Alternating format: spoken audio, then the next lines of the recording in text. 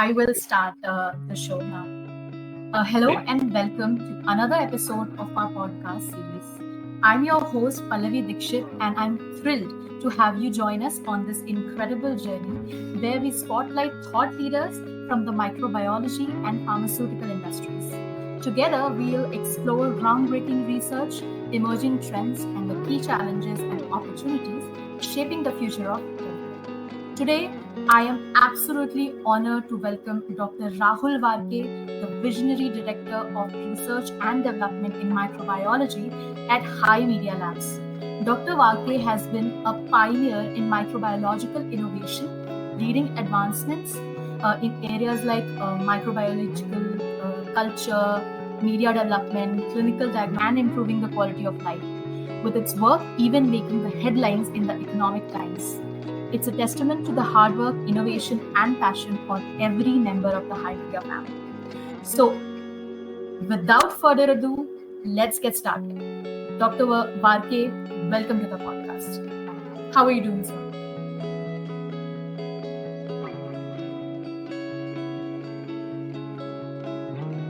So, you're on mute. I'm so sorry. I'm very good. Thank you so much. Thank you for inviting me for this podcast, and it's an honor and privilege to be here. I hope I will be able to answer your questions and uh, encourage and make people understand more about microbiology as a subject. Okay, so let's get started. Let's start by exploring your early journey into microbiology. What first sparked your interest in the field, and what was your initial inspiration? So, my journey in the field of microbiology started from childhood because my father is also a microbiologist, and his talks were always about microbiology at home over dinner table. All his friends who would come home, his peers, his professors, they all were always talking about the field and how it was advancing and what how it is impacting and 70s, 80s, and 90s was a time when the pharmaceutical industry was mostly owned and governed by multinationals in India.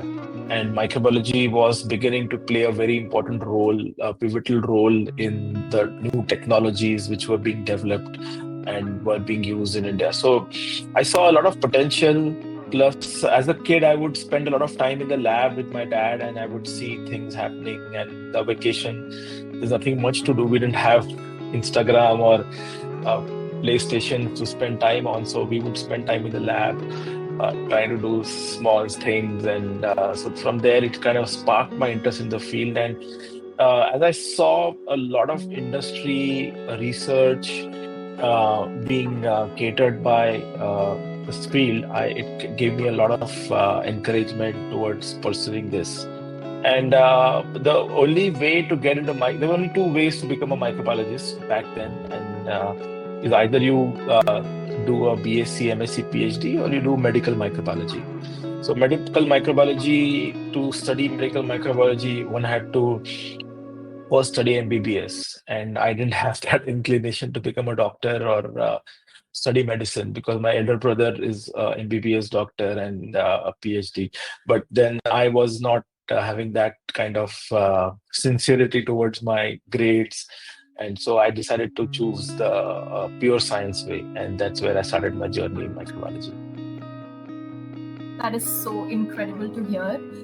Like you said, you would used to go to the labs during your vacations. That is such an inspiring journey because as a child, what do you aspire to become? And now you're finally living your dream. That is an incredible thing.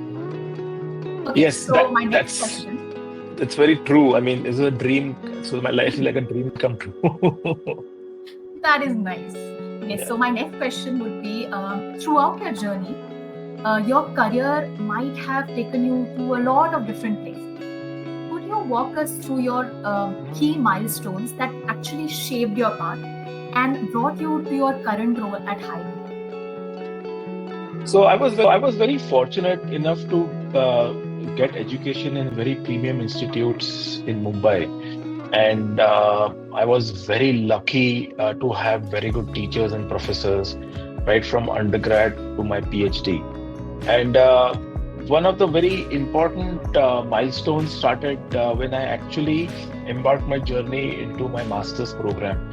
And during my master's, my Professor Kamath, he was my guide. When back in '95, you either had a choice to do MSc by research or MSc by paper. And since I was very keen to do PhD, I was advised by a lot of people that you better go for MSc by research, so PhD becomes easier.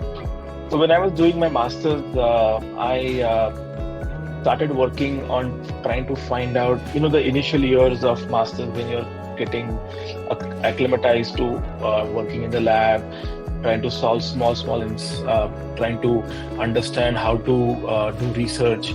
So there I was given a small project on trying to find different pathogens in foods which were available in the markets around Mumbai or around where my university was. And while I was doing that, I came across, so back then there was this very famous or very popular product called as Gutka, which was available in the market. And I used to travel every day to college, and on the way I used to see in the local trains of Mumbai, small children eating it. I know it was bad. And most importantly, I thought that people were eating it and spitting it around. So that led to, so I was saying that here we are talking about food quality, food hygiene, and here people are having a food and just spitting all over our environment and causing a lot of, contamination out. So I spoke to my professor that why don't we see what this, it's actually, you can't call it a food, but it was being consumed in the proportion of a food. So back in the mid-90s, people would, an average addict of those chewable tobacco products would consume 6 to 7 packets of those, which would come to around almost 80, 90 grams per day. And 100% of it used to be spat in the environment. So I thought, let us first see what's there in this gutka. And my professor was saying, you are just wasting your time. There's nothing in there. I said, let me find out. As a scientist, if I don't look into it. So then I started studying gutka, and everybody was laughing at me in my lab. Hey, gutka, what is this? A subject to study? Nobody cares. It's not a regulated market, and nothing is going to come out of it. I said, it is impacting the entire population today. Today, a school-going child can just go to a shop and buy a packet of gutka and he consumes it. And we all know that it is not healthy, it is missing. So when I started working into it, I found out that it has a lot of bacteria and fungi in it, way more than should be in any product.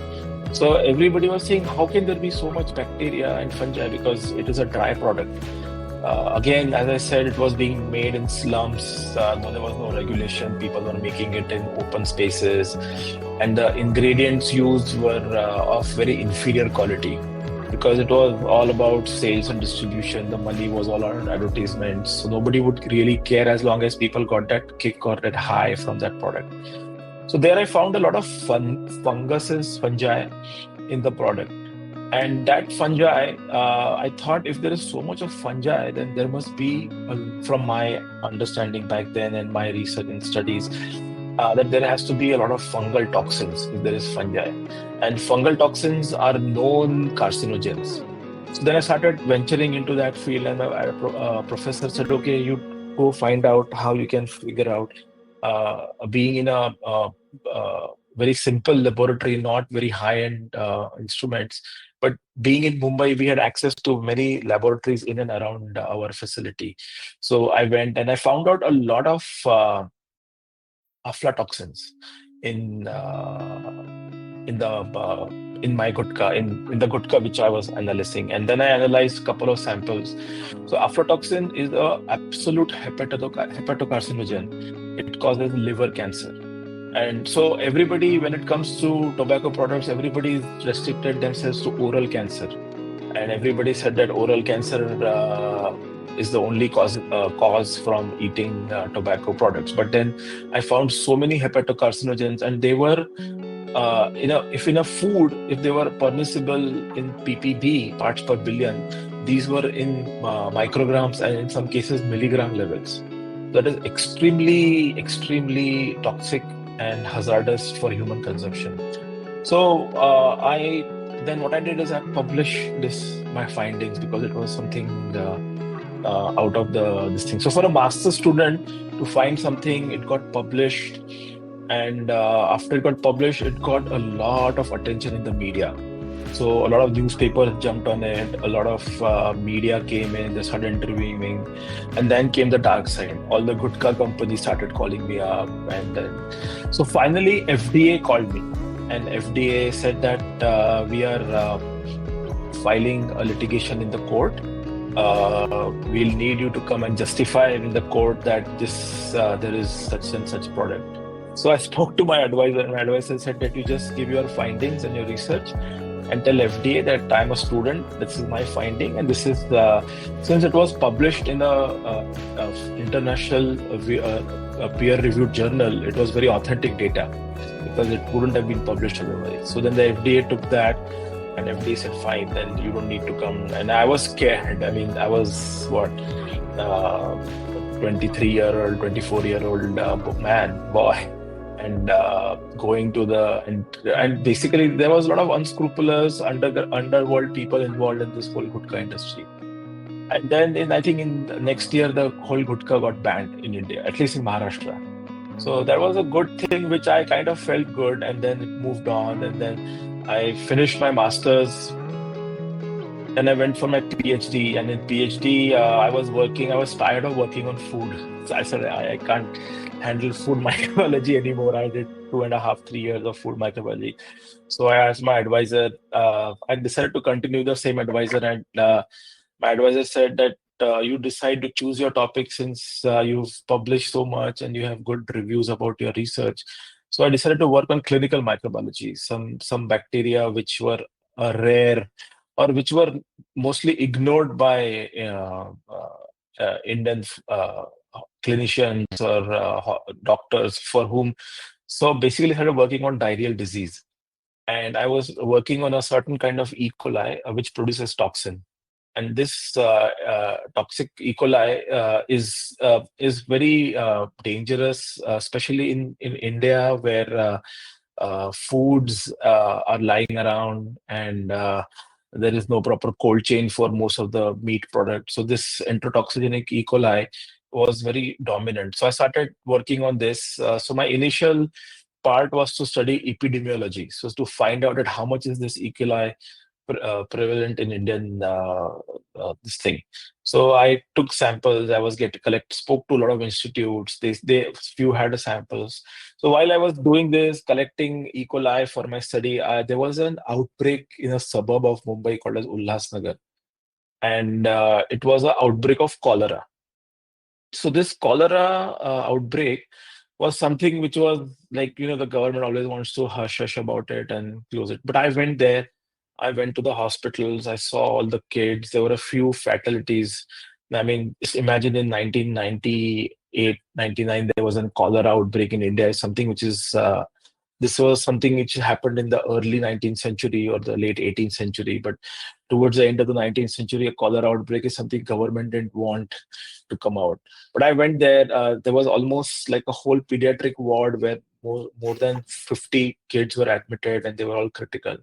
So there I got these atypical cholera, and I identified. Of course, the government was doing parallel work, and I also wasn't allowed to talk a lot about it. But then from there, my journey. So from there, I could learn that how actual life problems in microbiology. So how microbiology impacts every individual and how one needs to find out.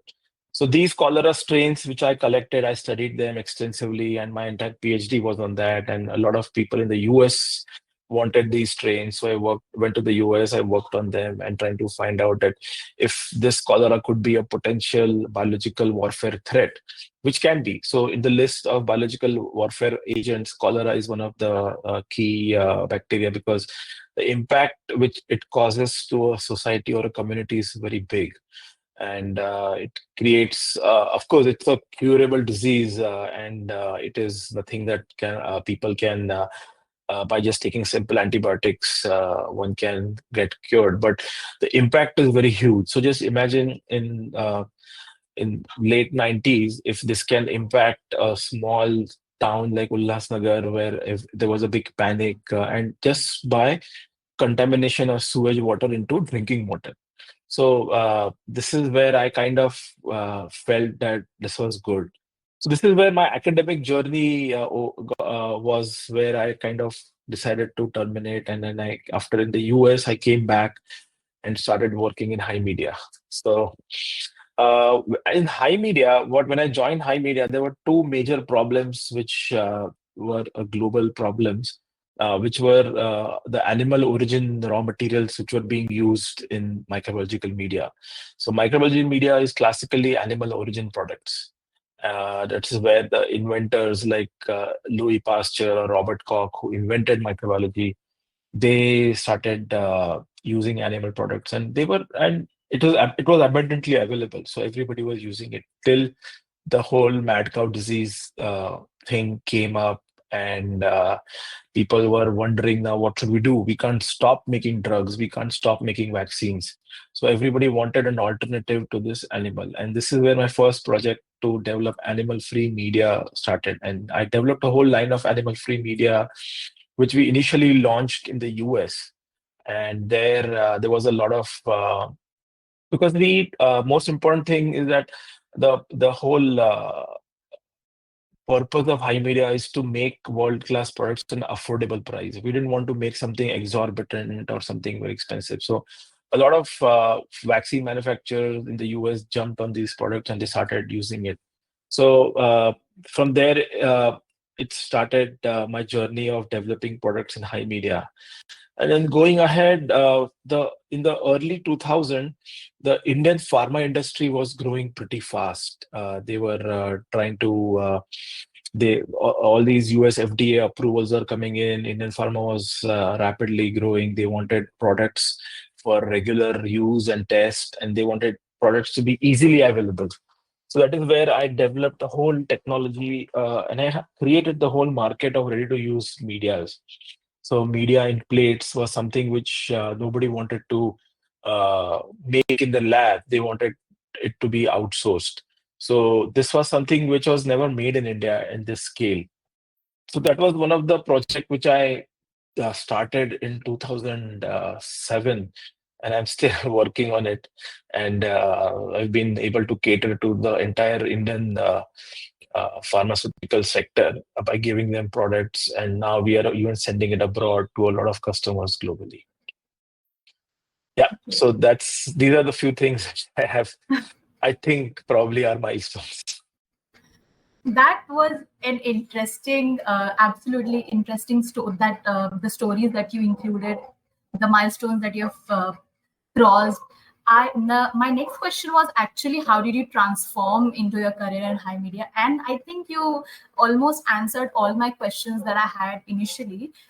Because the series of stories that you began, they felt like I am witnessing something firsthand, and all the Thank you. problems, all the milestones, the challenges that you faced, so much highs and lows and everything. You tackled everything so diligently, and it was definitely one of the most inspiring stories for us youngsters who are aspiring to be microbiologists like you. Thank you so much. In your master's thesis, you faced such a big challenge. No one could actually imagine such a thing, and you tackled it so nicely in the initial years of your career. And Yeah, I mean, eventually, like, as I said, I was lucky with good teachers and professors who encouraged me and definitely. guided me wherever needed. So Yeah, definitely. So next question, my next question would be, like, high media has established as a leader in microbiology media development. Can you share with us some of the recent innovations your team has worked on, or you are going to work on, some trends that you're going to follow or eventually implement on? So what I realized is the animal-free media. I developed back 20 years back, has a very uh, important impact when it comes to environmental problems. So the carbon footprint of an animal-free media. So to just give you in perspective, an media, we are looking at around maybe 400, maybe around 40,000 tons, 40,000 kilos or 40 tons to 100 tons is the range of the use of animal products in the world. And the use of the carbon footprint which an animal origin product generates is very, very high. And that is why the whole world is moving towards a renewable resource. Now, animal origin products are a renewable resource, but the carbon footprint it has is very high. So Mhm. let's say if we take 1,000 tons of animal peptones against vegetable peptones, the carbon footprint is of an animal peptone is at least 20-fold as compared to animal-free peptones. So by propagating or by using animal-free media, you are saving a lot of carbon footprints. And not only carbon footprints, you're also saving a lot of water, fresh water, because a lot of fresh water goes in animal husbandry, and in the biggest problem of animal husbandry is methane. So methane is one greenhouse gas, which is 25 times much more potent greenhouse gas than carbon monoxide. And this methane is being generated day and night for this. Now, everybody will argue that we are not growing these animals for peptones or animals for cultural media. We are growing these animals for food. But the numbers which I told you are shocking. So a lot of that culture, grown animal is used in cultured media for growing vaccines, for growing basic drugs like insulin, erythropoietin. Everywhere microbiology media or animal media is used. So now we are trying to educate people, microbiologists, that your laboratory will generate a fraction of the carbon footprints than what your routine lab does. Now, this was all okay when I was talking about this 10 years back, but now everybody gets carbon credits. Now, carbon credits is actual cash. So companies who can save carbon footprints can actually get carbon credits, and these carbon credits are given in the form of actual cash. So big organizations who are making bulk vaccines or bulk uh, of biopharmaceutical drugs, for them, these carbon footprints will be direct cash in the form of profit. So that's something which, and a lot of European, American people are understanding this. And not only that, they are also implementing our product. So that is because global warming is there and it is happening. Now, how at our level as scientists we can prevent it, and if you're in an industry, how you can save your company some money and add some money to your profitability is something which you're talking about. Apart from that, we have been developing a lot of new diagnostic agents and kits, especially for multi-drug resistance. So, in multi-drug resistance, we have a scientist who's working with us, Dr. Gupte. So, together we have developed this strip called as the Easy MIC strip. And this product is a breakthrough for determining minimum inhibitory concentration of antibiotic drugs which are prescribed to patients. Uh, the problem in countries like India, where you get most of the antibiotics over the counter, there is no regulation on how much should be administered, or are we administering a heavy dose, or are we administering the right antibiotic. So for this product is very useful, and it also is very useful for new drug discovery, where new antibiotics are discovered. What is the best concentration to be prescribed? What will help the patient at what level? So these are a few diagnostic kits which we are working there. We also have developed some kits in the same category where it is easy to use. Certain antibiotics cannot be studied traditionally using the Kirby-Bauer or the plate method. We have dilution methods and things like that. We also have ventured into something called as, so we have set up a new iMedia Microbiome Research Center, HMRC we call it. In HMRC, we are studying the microbiome of humans, animals, and plants. So let me give you what is microbiome. Microbiome is the entire microbial community or an ecosystem in our body, in a plant, or in an animal. Uh, uh, Today, there are reports which say that there are more than 3 trillion bacteria in your body. So there are more bacteria in your body than the actual human cells. I mean, million-fold more, not just more, a few million-fold more bacteria in your body than than the actual human cells. So all your white blood cells, skin cells, muscle cells, your neurons, your all these together, bacteria are a few million times more. So there is definitely a big, profound influence of these bacteria on your body. And and now we are seeing a lot of people are talking about probiotics, people are talking about prebiotics, and and we are seeing it's having a big impact on people.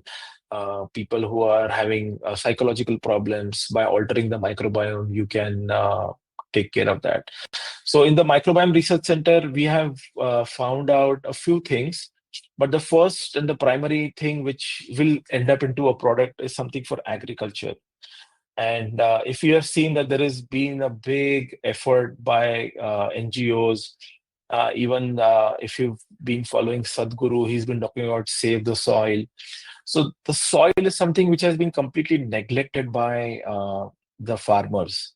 And this is thanks to the way government is working with agriculture, the way the subsidies are given. So the fertilizer companies are very happy to push their chemical fertilizers, and they are just making a bug out of it.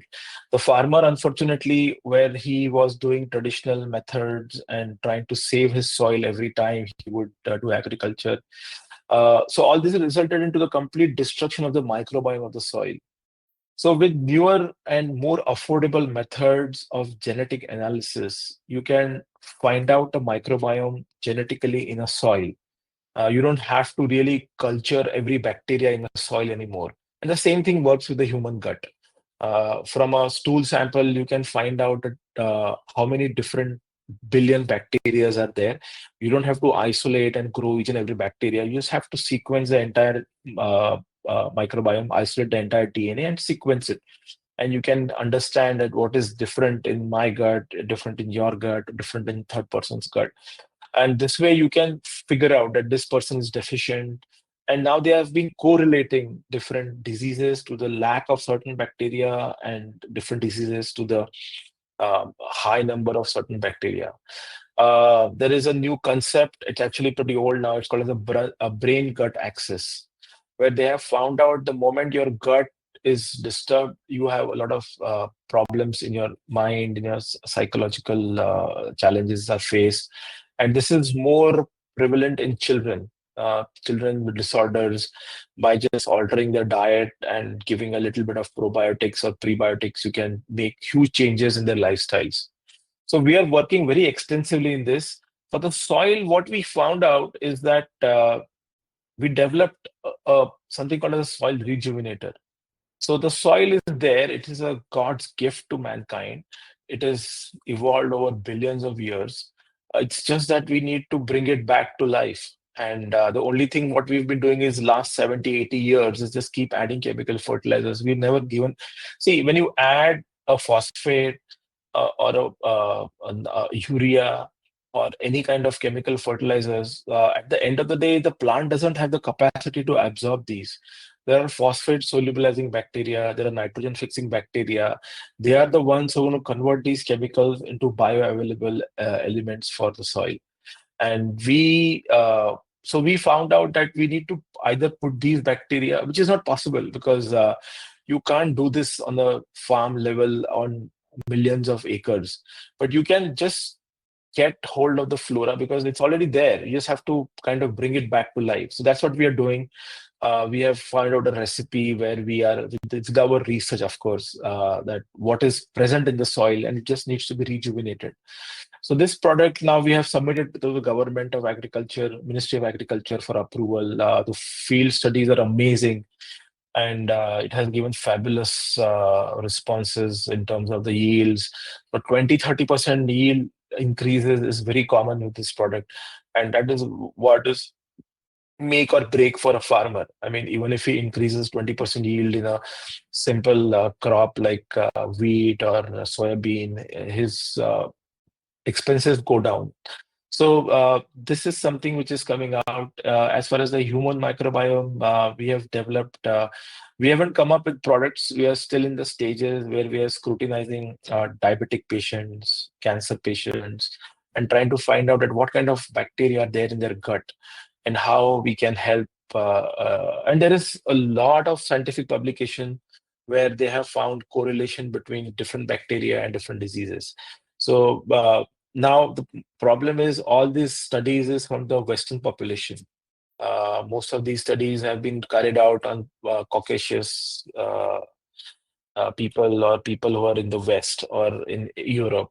But we need to find out because our diets are different, our weather is different, our habits are different. So we need to figure out what is there in India, and accordingly design a prebiotic or a probiotic. So that is what our research right now is. Okay, so there are so many things that is going on. Like the research is on pace. So, in your research, does new age technology find any use?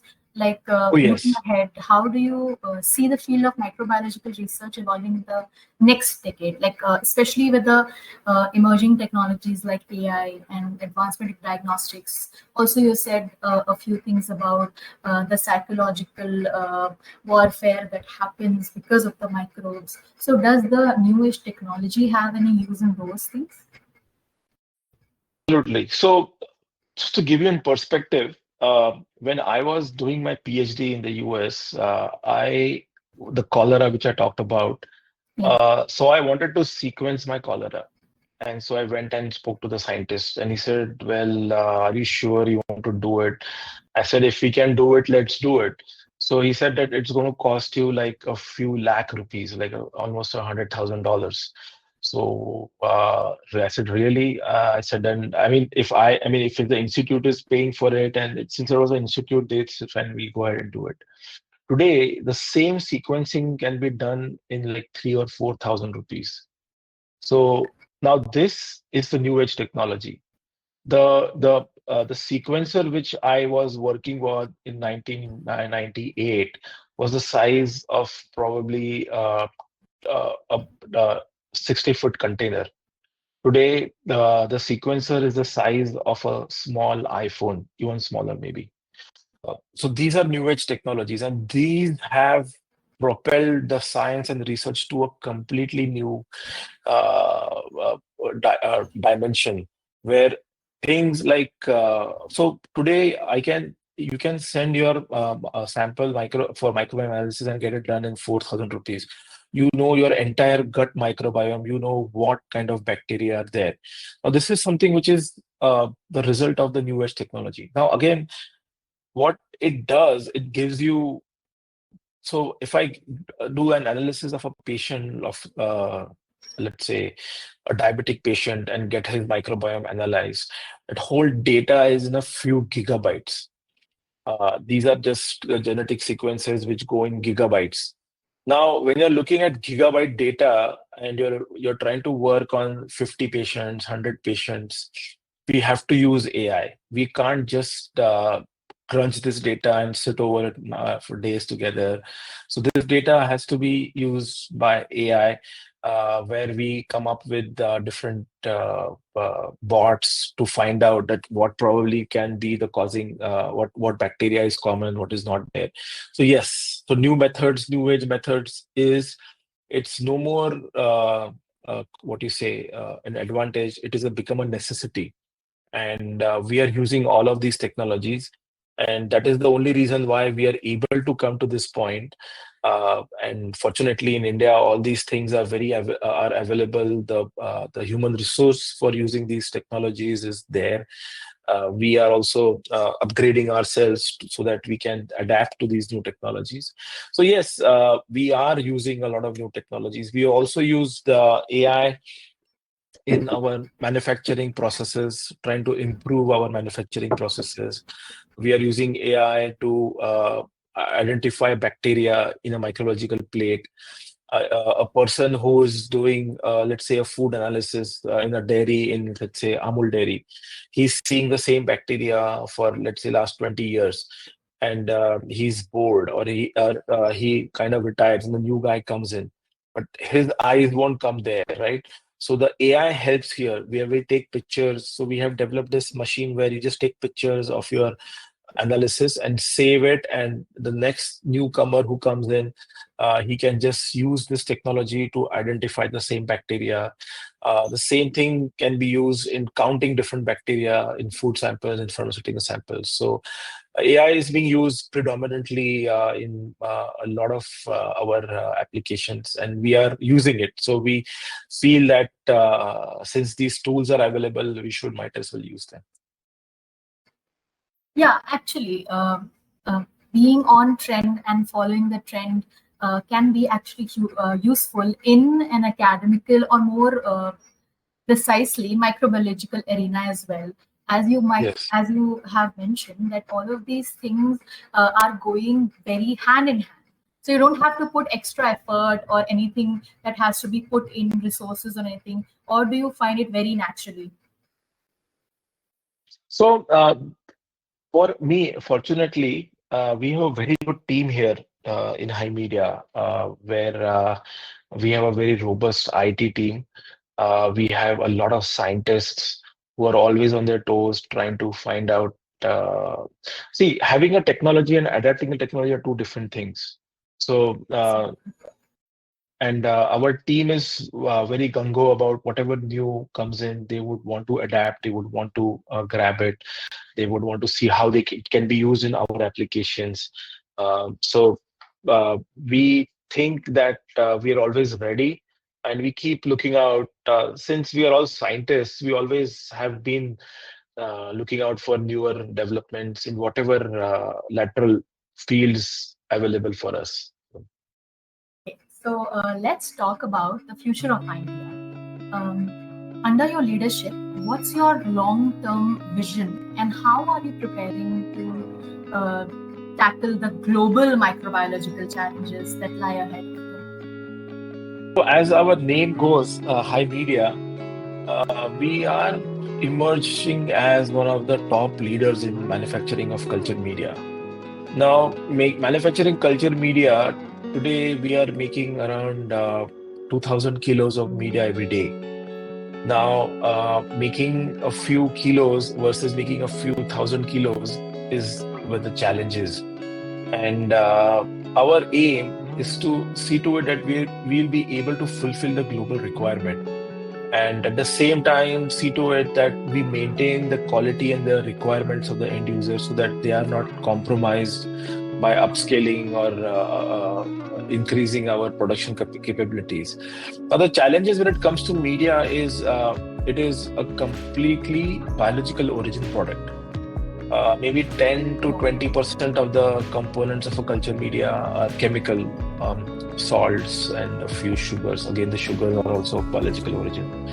So we are always subjected to changes in the raw materials. So it's a non-stop, continual improvement process. Every time we get a batch of proteins, we have to see how it gets compatible with our other components. So that's a process, that's a challenge where when we are looking at a few thousand kilos of batches now, so our batch size is now 5,000 kilo batch size, we can go to the most.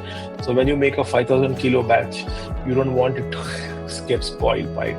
You don't want, because it's not only value wise, it is very big, but also a lot of resources which have gone into making that batches.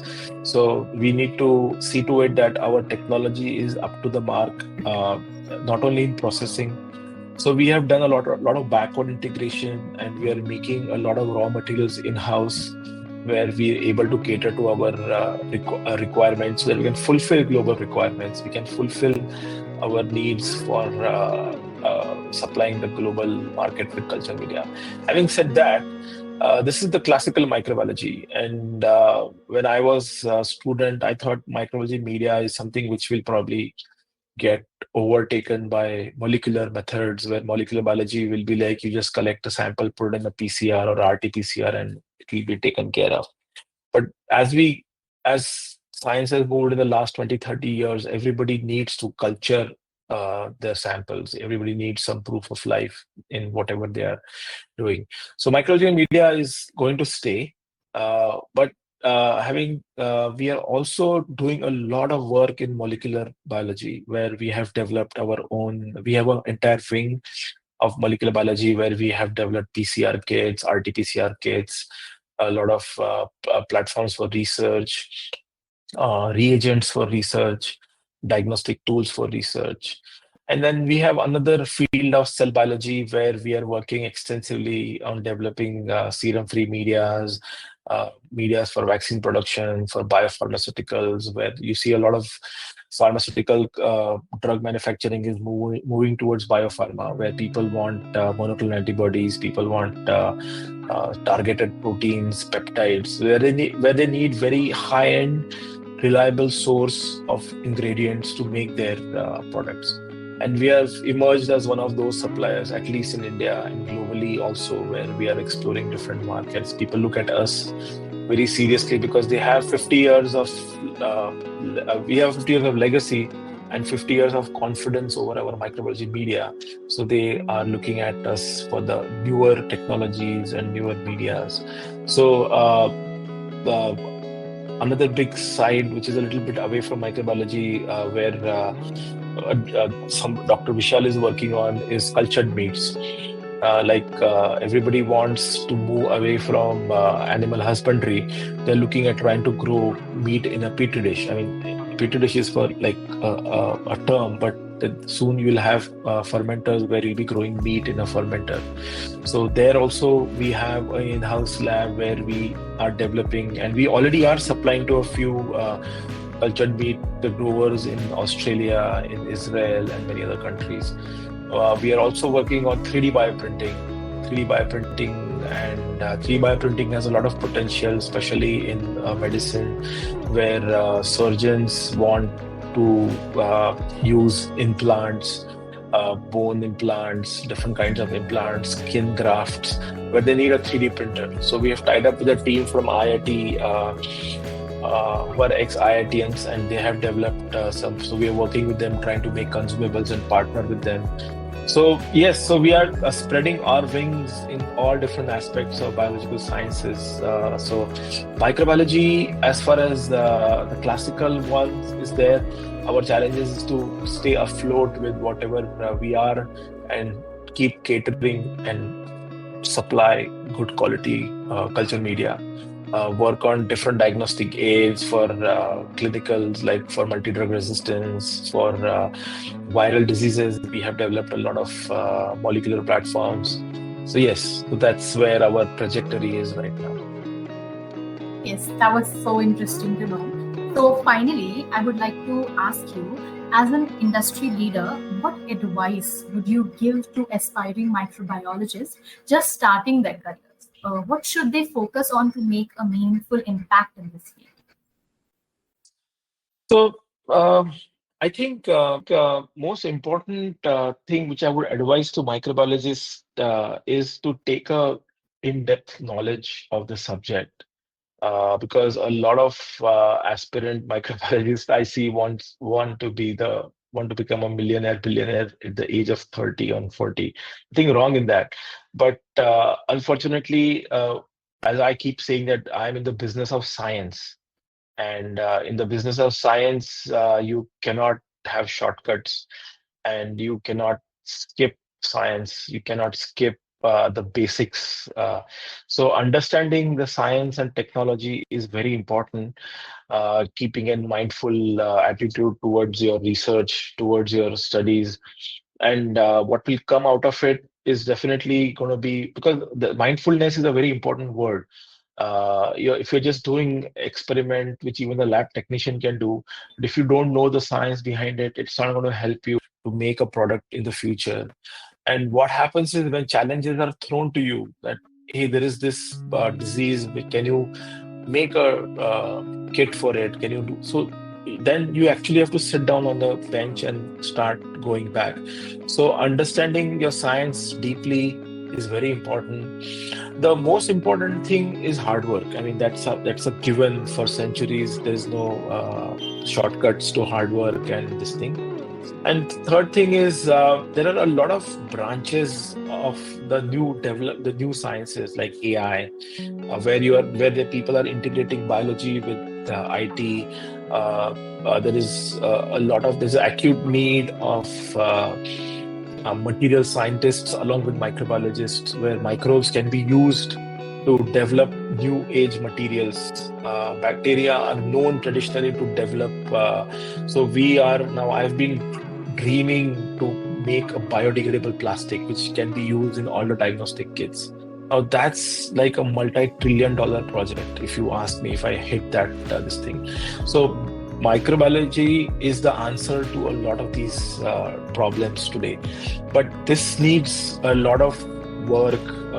Maybe there will be a breakthrough somewhere where we'll be able to make a biodegradable polymer which can be used in packaging, in plastic bags and things like that. So, but integrating different fields of sciences with biology, with microbiology, is where the answer for the future problems is.